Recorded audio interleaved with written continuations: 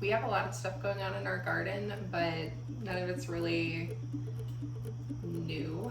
Like we just have a whole bunch of tomatoes and a ton of cucumbers and okra. We have a lot of okra going on too, but none of that is new, and I need to can beans, so we're gonna make beans tonight. This is something that I already started because canning beans takes forever. We started this yesterday. Alex and I always sort our beans together, looking for like little rocks or beans that are, not necessarily something that you might want to can. They have been soaking for 24 hours. Right now they are on the stovetop, boiling, coming to a boil rather slowly, so we'll talk about what I do to kind of deal with that, being both a parent and a full-time employee and trying to like low-key be a homesteader and also all the other things I do. Anyway, so I'll talk about my process in a second, but first it's comfy clothes time. So let's talk about the process that I do for canning. Let me go get my canner. I have the Presto 23 quart pressure canner and cooker. Now I want to caveat this by saying I am by no means an expert, so if you are not a canner, read your manuals. It's super important. You need to make sure that you're doing this right, because a pressure canner is a tool and you should come to your tools with respect. This is the dial gauge. This tells you how much pressure is inside the canner at any given time when it's on. Never open your canner when this is not at zero. Obviously, just don't do that. That's very bad news. So then down here you have a nut and a washer. Nut, washer, and then this little white gasket here. This piece should be replaced, I think it's either every year or every 3 years. This is why you read your manuals, to make sure you know the right information. But if it's ever dry, you need to replace it. So this is the part that seals within the lid. This is the weight. This little piece here, you pop it onto a little spout on the top of the lid, and that kind of helps regulate the pressure. It doesn't like rock back and forth like the little circle weights do. It just kind of sits there, it turns a little bit, it lets the steam slightly escape without depressurizing the whole pot. Okay. So then we have our lid. This is just like water discoloration. It's not dirty or something. Don't worry, it's fine. Okay, so we've got a few different parts within the lid. This black ring is the O-ring, the seal gasket. I always double check to make sure that that is like accurately in place every time before I seal it, because I don't know, probably just a good idea. You should make sure your pot is sealed. So on the top, this little spigot is where the weight goes. So you put it just on top like that. Okay. The most important thing for this is to remember to always look through this bit and make sure that you can see light on the other side here. You can also put a paper clip or a pipe cleaner through there to make sure that it's clear, but you want steam and air to be able to escape through that.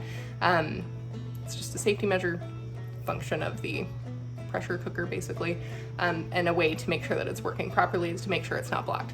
I can see light through mine, so we're good to go. And then we have this part. So this little valve here, this little seal, when the pot is pressurized, it pops up like that. And then when it's not, it drops down. So when you are canning, at the end of your canning, after you've turned off the heat and you're waiting for it to depressurize so that you can open it, this will be up, even if the heat is off, until the pressure reaches zero. So when it's depressurized, it's gonna drop down. So you have that visual indicator, but you also have your dial gauge. So this should be at zero and this should be down. Now I will say, the very first time that I canned in this, the dial gauge said zero, and it said zero for like 10 minutes.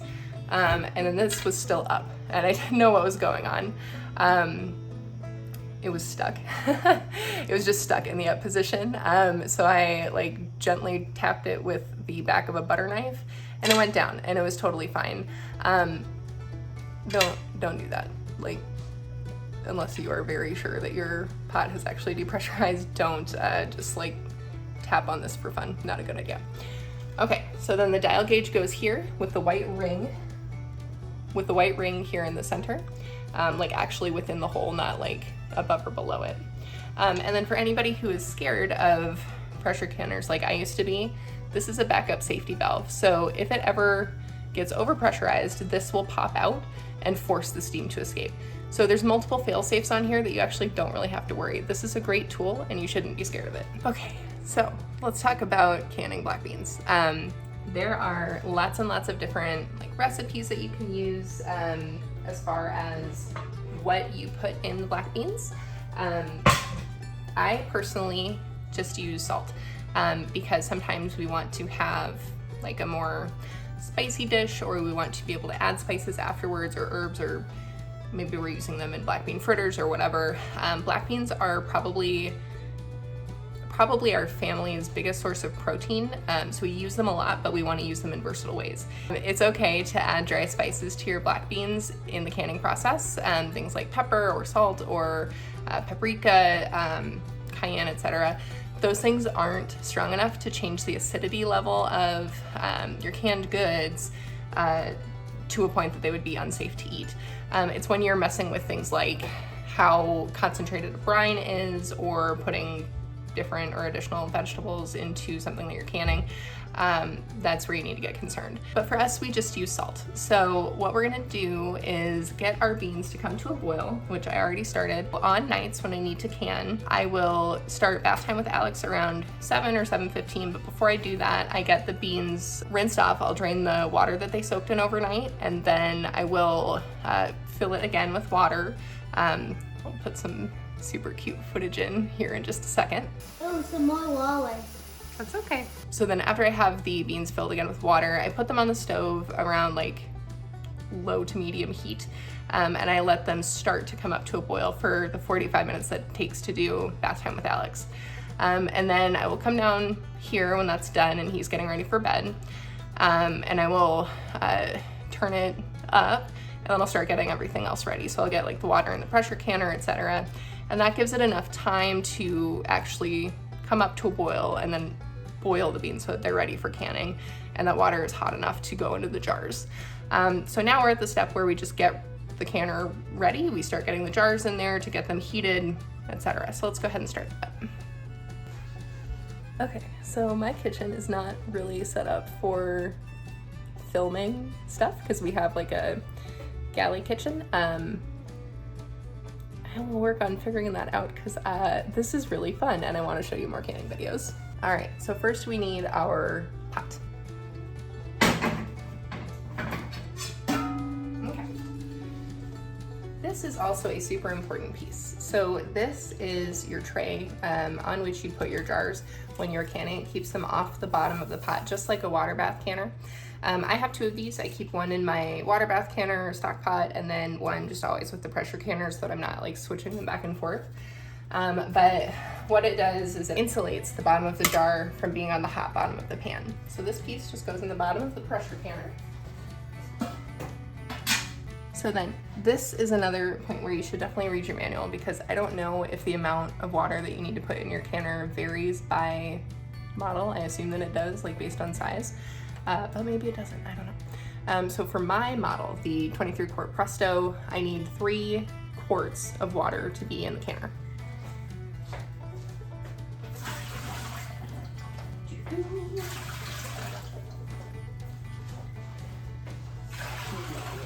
Okay, so we'll set that aside and deal with it later. Okay, so now I want the jars to be hot. I want them to be hot when I put hot beans in them so that it doesn't like lower the temperature of the beans. And I also want to get the lids ready. Almost forgot to turn on the pressure canner.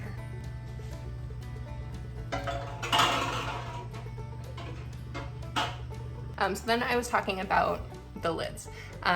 This is no longer like recommended by Ball, but I think it's in the way that it's like, you don't have to do this thing anymore, but it's not harmful if you do.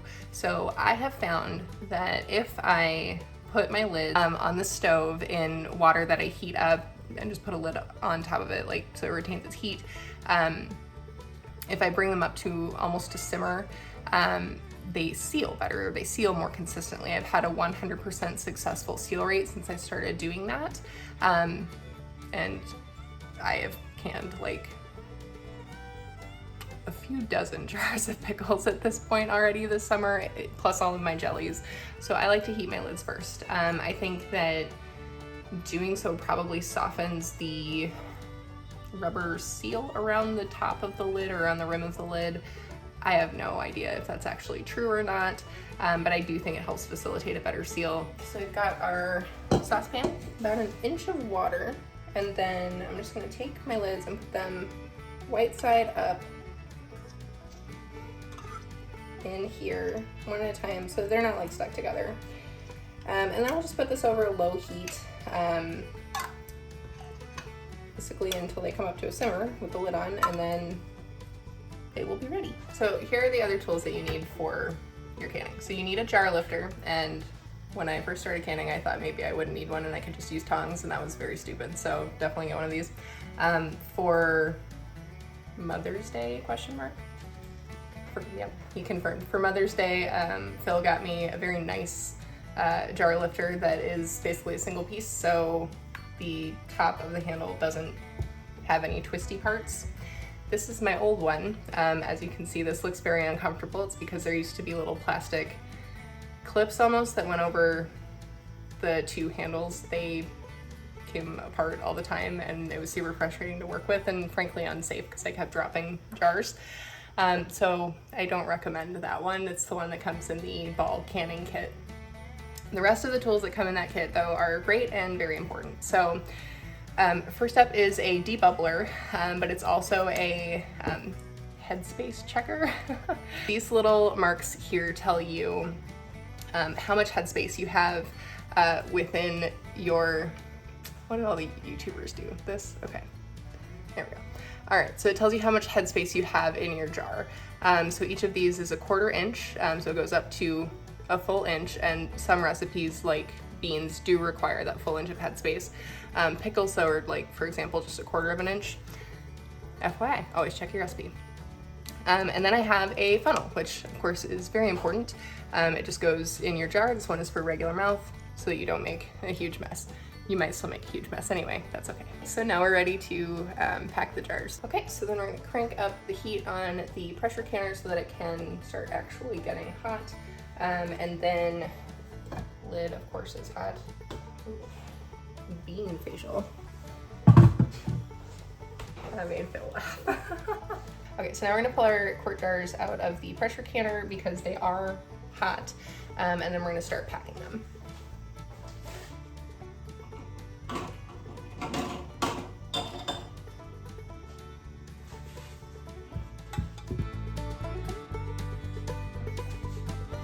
Okay, that one wasn't cracked, it just fell over.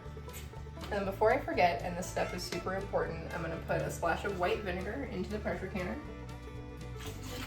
That much, like 2 tablespoons. It keeps the jars from getting cloudy. It's mostly aesthetic, but it does also help your jars last longer. They just look better and cleaner and they don't get all gross. Oh, Alcon's joined us, fantastic. So now we're gonna fill our jars, but first we're gonna do a teaspoon of salt per jar.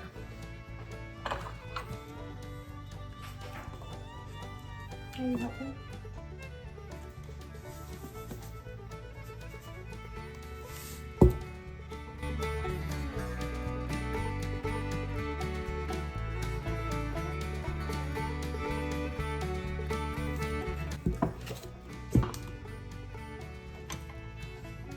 Okay, and now we can fill them.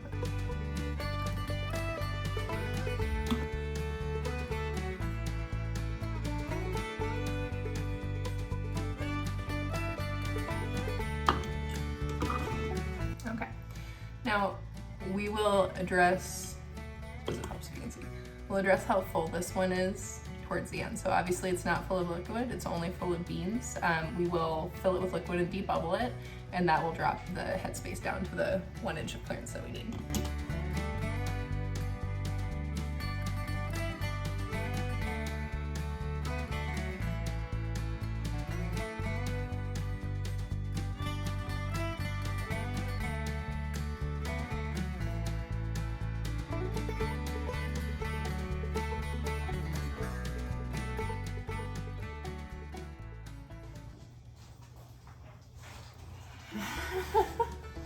Our kitchen is so small.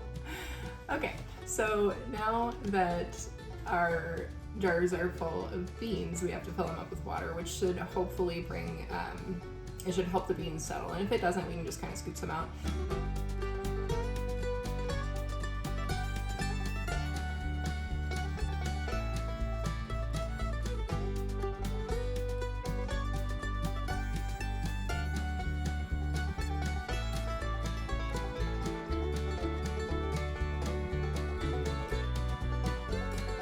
Okay, so our jars are full, but some of them are over full. So we're gonna debubble with our debubbler tool, which will adjust it down and then we'll adjust the headspace. So this tool is plastic, in case you couldn't tell. A lot of folks or like older books and stuff say that you should use like a wooden spoon or anything plastic. Just make sure you're not using, you know, anything metal. I don't know about all that. I don't think that a metal utensil is really going to hurt your jar unless you're really trying. Glass is an elastic solid and it doesn't deteriorate on a human scale, really. It takes over 1 million years for glass to break down. So it's unlikely that you're going to, you know, damage it unless you're really trying to.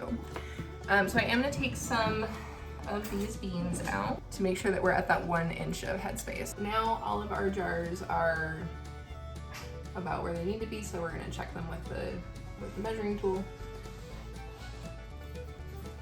So the way that you use this is you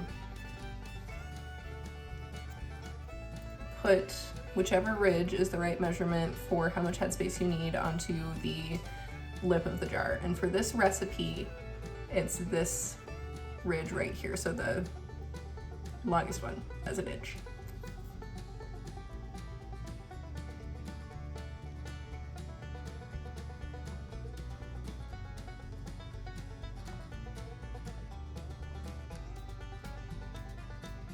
Okay.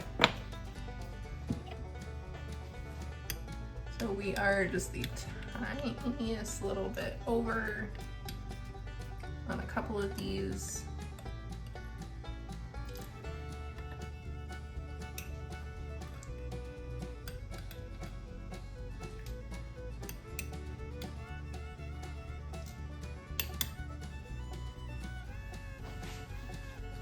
Okay. Oh.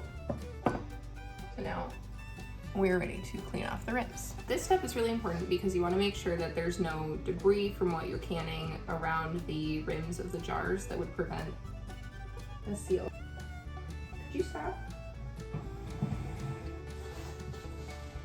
Alphonse has lost his canning privileges. So now these are all clean, we're gonna put the lids and bands on. We will put our lids on. These are a bit warm, obviously, because they have been sitting in simmering water, but nothing on the inside, nothing on the outside. Okay, so you center your lids. Cool. This is a used lid. Don't know how I didn't catch that. That's fine. Every now and then a used lid sneaks its way into the not used lids because of how I store them. That's my bad. So this is technically a ball lid. So far they've all sealed, so I have no concerns with them not doing so, even though I didn't pre-soak it. Hopefully that's not a concern. So then you take your bands, just for the sake of saying it,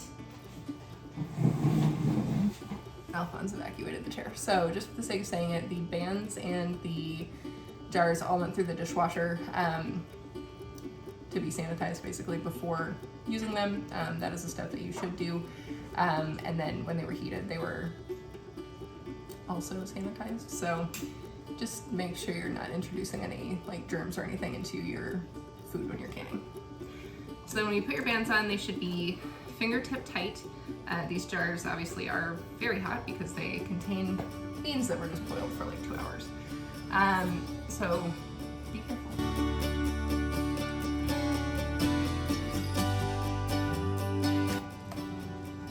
So now we're ready to put our beans in our pressure canner. So obviously they're hot. We're gonna lift them with the jar lifter.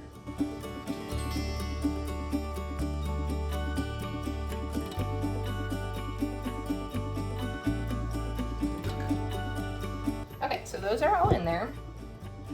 And now we need to get our lid ready. So first we need our pressure gauge, or dial gauge. We're gonna take this bit, all three of these bits, off, and we're gonna make sure we set them somewhere that we can find them and they won't roll away. So again, you have the nut, the washer, and the little white gasket. And if you left your lid on your pressure canner while you were talking, your lid is hot, so be careful. Put the dial gauge through on the underside. So then the order, again, when it goes on is white gasket and washer. And the white gasket goes into the hole. The nut goes on. And then you tighten it on. It should be straight. You wanna, not so tight you can't get it off, obviously, because you do need to like care for and maintain these pieces. And we already checked the release valve, so that's good to go. We know that this is all set and safe. So we're gonna put this on by aligning the V that is difficult to see because metal and light, but there's a V right here that shows you where you need to match it up to on this model, on the Presto canner, to be able to actually close the jar, or to close the pressure canner, which is like a giant jar. Okay. So when it's lined up, you'll feel it click down, and then you close it by basically like aligning it. The pieces will slide around each other like that. So it should never be hard to close your canner. If it is, something is wrong. Usually the gasket is misplaced or misaligned or missing. Definitely started canning with it missing one time. Don't do that. The things that cause that is having one that's too full. There's a type of jar called a golden harvest jar, which is a metric units, so it's very slightly larger than the sizes we use here. And because of that, they're just like a touch too large to use at full capacity in a pressure canner. You can technically like squeeze 10 pints into each layer of the canner when you're using that type of jar, but it's really hard, and I just don't trust that it's like able to do its best job the right way without a jar breaking. So I don't like to use those jars at all. But for these jars, 7 quarts fit in this model, or 20 pints if you double stack them. So now we wait and wait and wait and wait. So what needs to happen now is this needs to start heating up and actually pressurizing. So for this model, we wait until there is a steady stream of steam coming out of this little spout. I'll move you closer, hold on. So now we wait until there is a steady stream of steam coming out of this little tiny spout, which is very difficult to see on camera. A lot of people recording YouTube videos for canning kind of struggle with that, so I'm not gonna even try. But we wait until it happens, and then we set a timer for 10 minutes, and then after that, we put this on. So I will see you back here when it's time to do that. It's been 10 minutes of this letting all of its air come out, and you can see that it is starting to become pressurized because this valve popped out. So now we need to put on the weight with great confidence.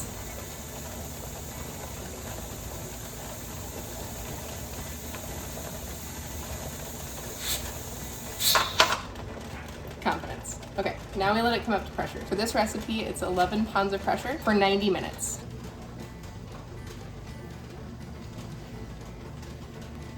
Okay, so now we wait for this to come up to pressure. When it's at 11 pounds of pressure, I'll start a timer for 90 minutes, and then it will pressure cook for that long. Definitely stay in the kitchen while you're pressure canning, because when you're pressure canning, you shouldn't be leaving your canner for more than a minute or 2 at a time. This is going to come up to pressure, and then after the timer goes off, we will let it go back down. But for the next hour and a half or so, I'm going to write with Edward.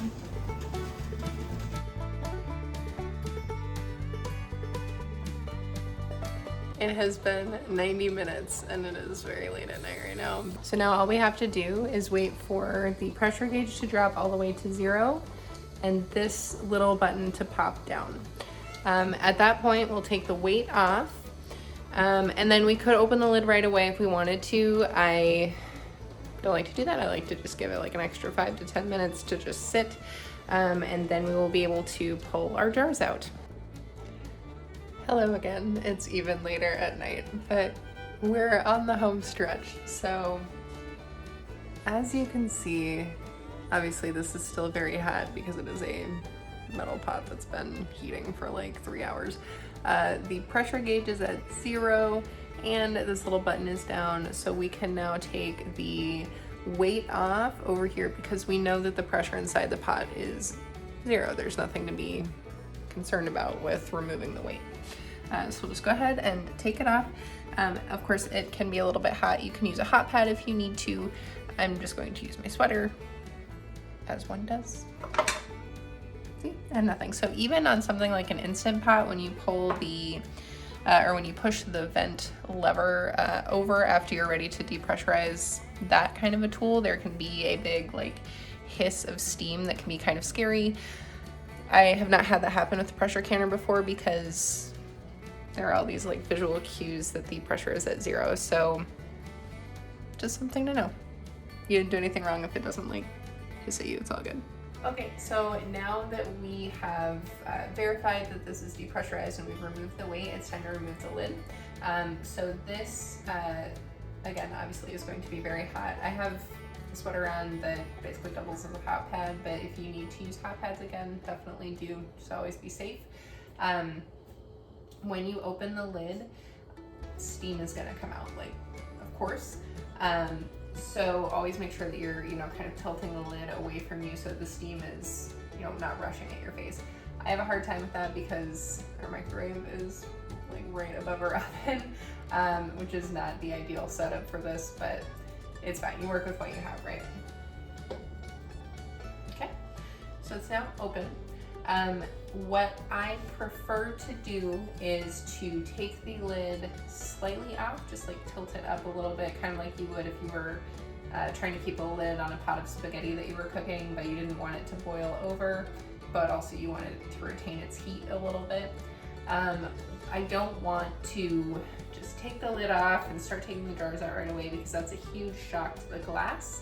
And that's kind of the only way that you can really like destroy your jar is if you like temperature shock it and it basically explodes. Now glass for canning jars is tempered. That's why there are specific jars for canning and specific jars that are absolutely not for canning, which I'll talk about in a different video. But the type of glass here can tolerate some temperature, fluctuations, rapid fluctuations like that. But it's not something that you have to do, and there's no reason to, shock your glass like that. So just slightly tilt the lid off, give it some time to acclimate.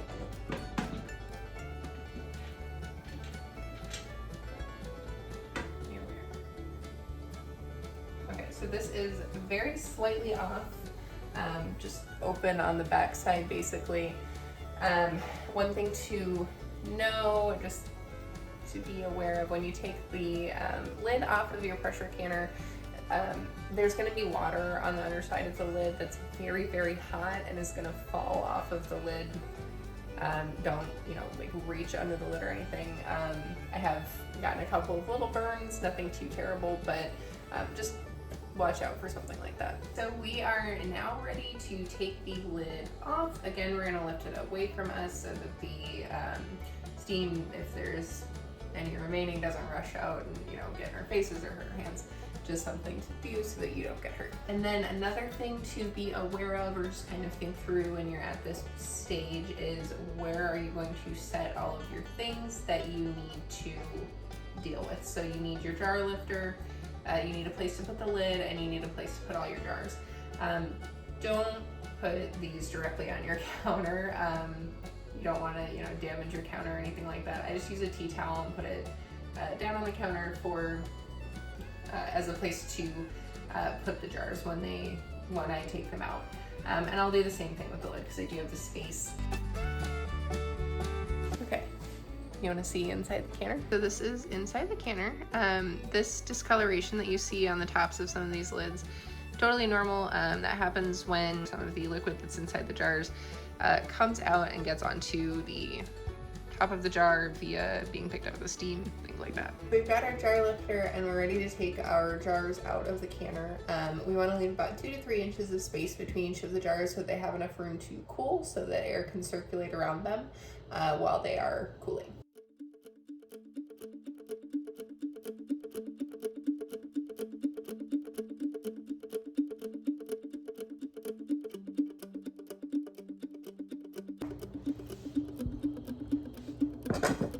Alright, so there it is. We canned 7 quarts of black beans. These need to sit undisturbed for 24 hours. And at that point, we can take off the bands. So the bands do not serve a purpose during storage. They can actually hurt what you've canned because bacteria can grow underneath the band and your food gets spoiled. So always make sure that you're taking the bands off when you are ready to move your canned goods to storage. We'll check on these again in the morning just to see which one's sealed.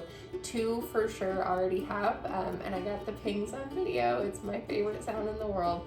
I'll see you in the morning. Good morning. It's the next day and I'm happy to report all of our beans have sealed. So all I need to do now is take the bands off, give the jars a little cleaning because of course they're a bit messy from being in the pressure canner, and then write what's inside the jars and the date that I canned them yesterday, and then we're good to go. We've got 7 quarts of beans. So I'm gonna go ahead and do that really quick. There we have it, 7 quarts of black beans from 7/22/2021. This will last us about 7 weeks, and we will probably preserve some more of them later this weekend. I hope this was a helpful tutorial. If you have any questions, let me know. I'm happy to answer what I can. Thanks so much. Have a great week. Bye.